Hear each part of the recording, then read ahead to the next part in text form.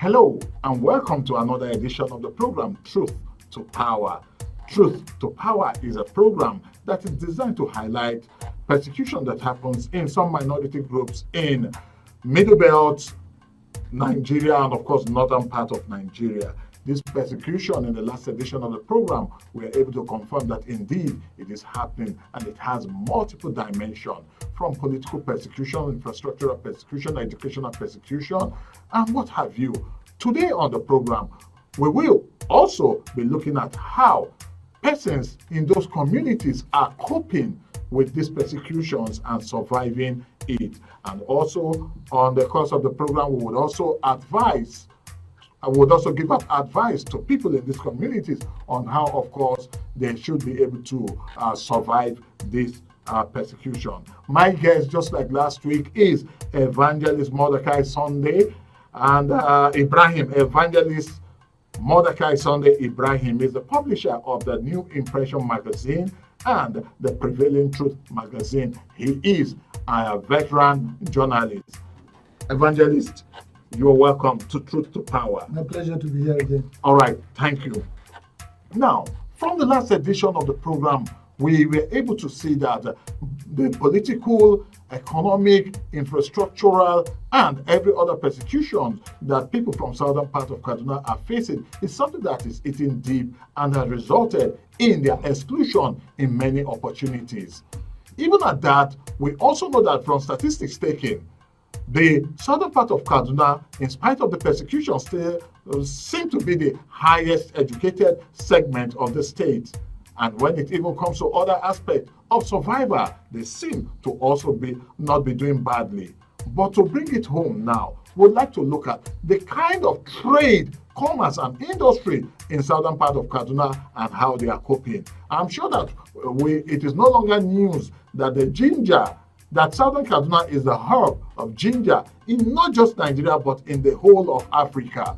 And also southern Kaduna has other forms of food and cash crops that's prevalent. That's on one hand. Then secondly, when it comes to deposit of minerals and precious metals, southern Kaduna is also said to be one other place where it is also dominant. While in other parts of Nigeria, like in Zamfara State and elsewhere, that is not predominantly Christians, they allow artisanal miners to mine these things and sadly pocket the proceeds of this of whatever comes from the mining.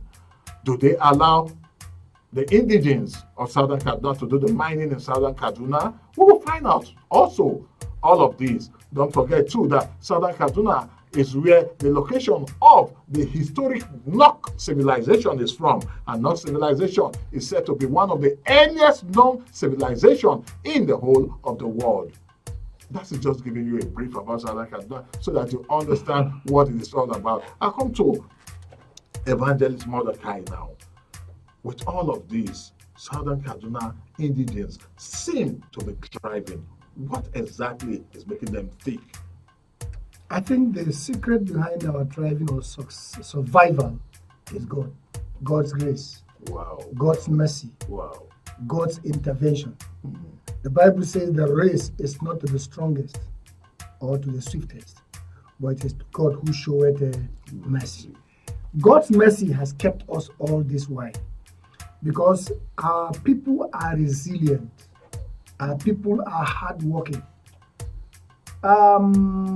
Before the advent of one military governor, Hamid Ali, the predominant occupation of our people was civil service.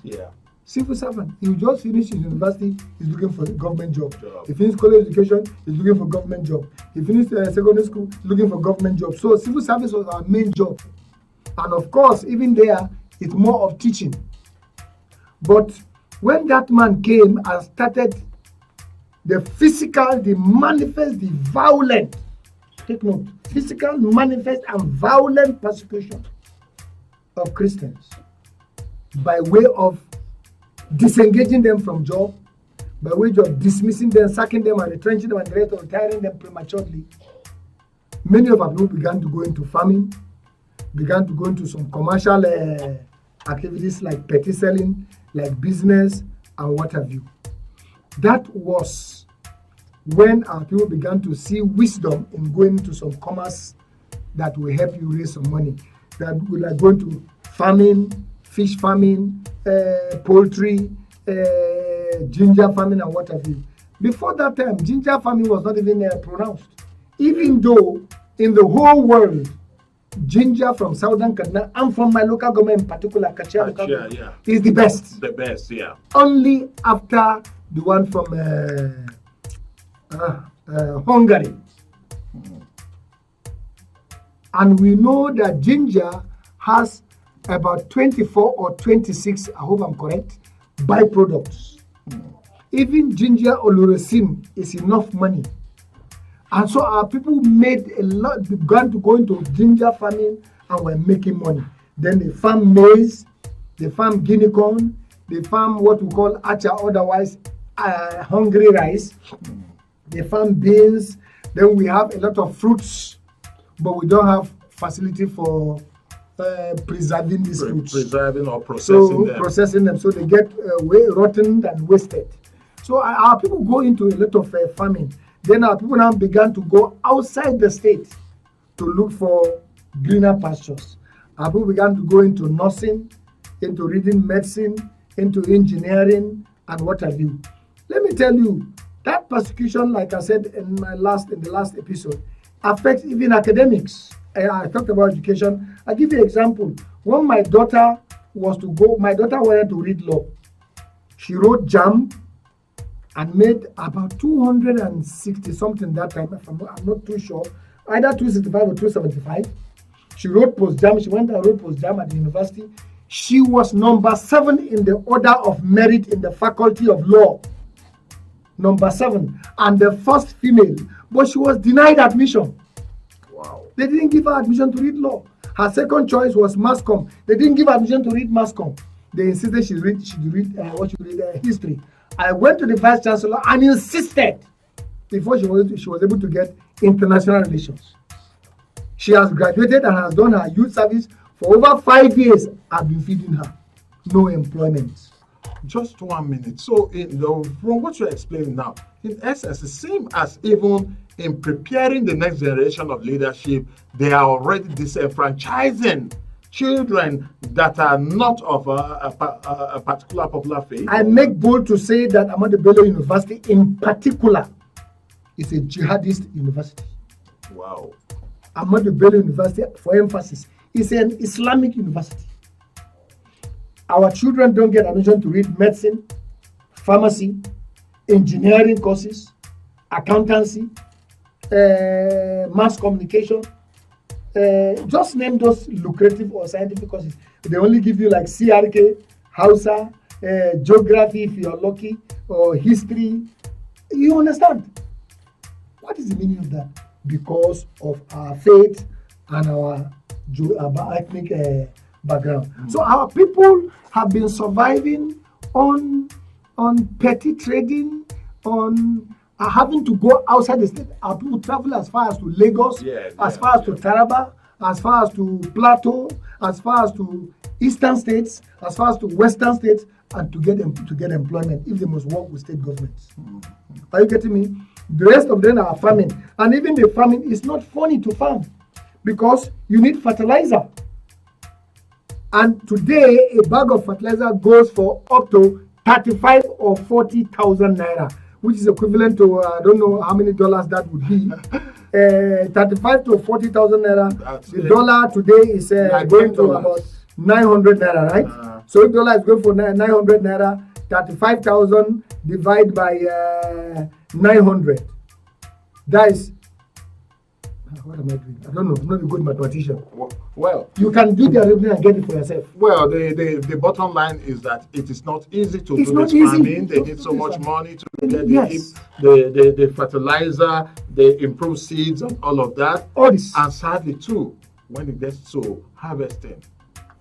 If you, apart from that, that is if you are lucky to be alive. For the farm to be allowed to cultivate until you get to the point of farming. These Fulani shepherds, pastoralists, will come with their farm, with their cows, and drive their cow into your farm. There was a time one of our sisters, She was in her rice farm, and the Fulani young boy just came and told her, from this portion to this portion, she should leave it for the cows, for his cows to eat, and then this is her own. If the woman talks, she will kill him, and he will kill her. And true to his word, the woman said, "No, you have to kill me." He killed her. It happened in Southern Kaduna. It is still happening. So life is tough. Life is unbearable. Life is not easy for us in Southern Kaduna. We are hoping that maybe if we are able to get a state of our own, okay, where we shall be predominant like Plateau is, like Taraba is, like Benue is, then maybe this suffering will subside. At the state level. At the state level. But at the federal level, well, at the federal level too, they will not deny us the chances of having one minister. But when it comes to the permanent secretary positions, we will still suffer it because those guys are smart. And let me surprise you with something. If you go to Kachia local government, if you go to Kagarko local government, if you go to Jama local government, if you go to Sanga local government, if you go to Zango, there are 5 local governments. These are Southern Kaduna local government. Southern Kaduna predominant local government. You will find Hausa, Fulani, Muslim, what do I call them? Migrants. They migrated and came there and settled there maybe 30 years, maybe 40 years. Some of them were born there. And now they are laying claim. And as they are laying claim, when they go to federal, they get appointment better than you. The aborigines. They get appointment better than a child that is whose great grandfather is an aborigine. In the military, in the civil service, and everywhere. So the persecution is just multidimensional. Wow. You're listening to Truth to Power, and Truth to Power is proudly supported by Truth Nigeria. Truth Nigeria is a website where you get the latest information about Nigeria and the world, detailed information, on-point information, like the name stands, Truth Nigeria. The truth about Nigeria and the truth about what happens around the world is what you get there. And you can get to Truth Nigeria by going to the website at www.truthnigeria.com. And of course, Truth to Power is proudly supported by Truth Nigeria. Coming back to the program, and having seen that the survival of the Southern Kaduna people is by the grace of God, and the fact that things are not easy at all. Yes, you have proposed that creation of the Southern Kaduna state may likely bring many of this persecution to its minimal in the state, and hoping that, well, the government can do something about it. But primarily, what level of mobilization and unity or cohesion exists within and amongst the Southern Kaduna people? Well, when you talk about unity, it's mixed grill. Why do I say mixed grill? At sometimes we are united, at sometimes we are divided. And the cause for the division is divide and rule. Okay. Because they know we are not economically empowered, we are not financially buoyant, they will come and pitch this community against the other community. When they want to give appointment, they will pick somebody from here, like I said earlier, who will be subservient. Okay, they will use him against the others. So that is where our unity cannot be said to be enduring and total, right? But at some times, when the persecution becomes too much, maybe by the time all of us are hit, you will find us coming together to speak with one voice. And then they will retreat for a while. And when they retreat, in the process of that retreating, they are putting spanners to work, trying to still find a way of dividing us. That is why I insist that one of the greatest things any person that wants to help the people of Southern Kaduna will do is to help us cry out until we get a state of our own. Look at Jigawa State, look at Kebbi State, look at Katsina State. What do they have better than us? If Southern Kaduna area is given a state, we can survive without federal allocation. We can't survive without it. All we need is for our leaders to be leaders that will think outside the box. And of course, we can have international contacts, international relations, international partners, whom when they see how peaceful, how agrarian the area is, they will come in and invest. Of course, Kaduna State, general as it is today, is an agrarian state, mostly because of Southern Kaduna. But because of the insecurity that we suffer, many will not come. But by the time we have our own state, I'm sure these attacks will be drastically reduced because our own son will be chief security officer. He will put in place what he needs to do to ensure that the area is secured. Then people can go about doing their businesses without let or hindrances. But unless that is done, we are going to continue like the children of Israel in the land of Egypt. All right. Still talking about this persecution, it's a mix of both religion, tribe, and economy. Because there is this conspiracy theory that because of the precious mineral deposit in southern Kaduna, that's why some places, some swat of land, some people come in, dissipate the aborigines, and concentrate on mining these precious deposits in southern Kaduna. I wouldn't know how true that is also. Yes, the truth of the matter is that southern Kaduna is an area too that is blessed with several mineral deposits. Some discovered, some yet to even be discovered. Southern Kaduna has a lot of tourist attraction centers. Like the Nok you talk about, that's where I come from. I'm a Hamman. That is a world-class tourist center. Yeah. But the state government will not invest a dime there. Why? Because it will be opening up the area to the world. And when the area is open to the world, the people will not only be economically empowered, but they will have empowerment in all ramifications. Yeah. So the state government will not do it. That's in Jaba local government. Yes. The same thing is applicable in Kachia. The same thing is applicable in Kaura, which have the Kagoro Hills. We have a lot of tourist centers there. We have tourist center in Sanga local government, the Randa area, the Nizo area. We have so many things there. So many. Of course, there was a time between Kafanchan and the forests. They were doing a lot of illegal mining. But go and check the population of those that were doing the illegal mining. 98% of those doing illegal mining were Hausa Fulani that will come and be doing it. Indigens are not allowed. When the indigens begin to do it, government will come with its full force and arrest them. You will see a Christopher, you will see a Stephen, you will see an Andrew arrested. But Abdullahi, Tijani, Sanusi will be let go. Even if they are arrested together, by the time they get to the police station, Abdullahi, Tijani, Sanusi, Ibrahim, Maikudi, and whatever will be released. Wow. And Christopher, John, Peter will be in detention. These are the things we suffer.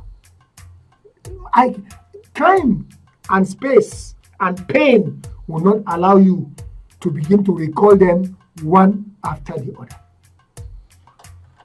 Truth to Power is a program that you're watching or listening to, and it's coming to you on the stables of Procyon. And of course, we are giving you an opportunity to have a background understanding of the persecution of minority groups that is happening in parts of Nigeria, most especially the middle belt and northern part of Nigeria, where we have minority groups and most often than not Christian groups.